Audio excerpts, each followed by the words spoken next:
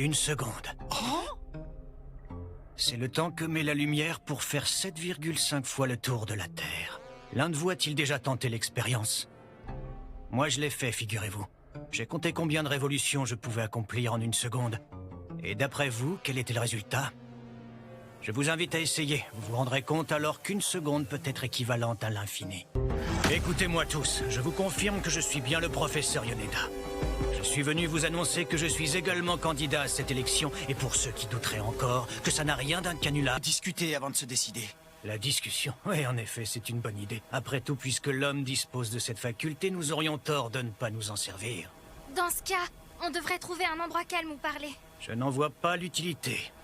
Au contraire, je voudrais que le monde entier comprenne dans quelle situation il se trouve. Je vais maintenant vous exposer ma théorie à vous 5 et à toute la population. Je vous invite ensuite à réfléchir par vous-même afin de choisir votre position. Vous êtes libre d'être d'accord avec moi ou non. D'abord, je dois vous faire part d'une information de la plus haute importance. Depuis le début, vous avez été berné, et quoi qu'on puisse dire à propos de Métropoliman, au moins lui l'avait très bien compris. Comment ça, on nous a bernés? Qu'est-ce que vous voulez dire? Je vous rappelle que Métropoliman a clairement affirmé qu'il ne croyait pas en l'existence de Dieu. De toute façon, qui peut encore croire sérieusement à l'existence de Dieu? Vous êtes en train de dire que Dieu n'existe pas? Si, là au moment où je vous parle, il existe. Mais il n'a rien à voir avec la représentation que vous en avez.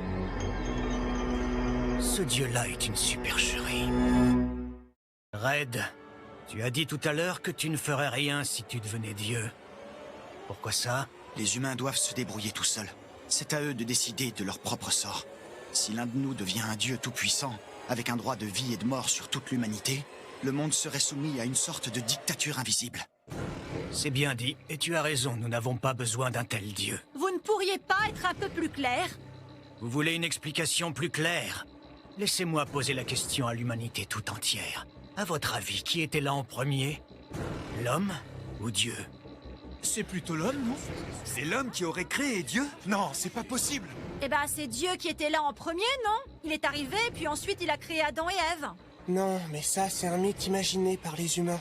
L'univers dont nous faisons partie a été créé il y a 13,8 milliards d'années. La Terre, quant à elle, est vieille de 4,6 milliards d'années. L'eau y est apparue, puis les micro-organismes qui ont progressivement donné naissance aux poissons, aux amphibiens, puis aux reptiles. Et un jour, l'homme a fait son apparition.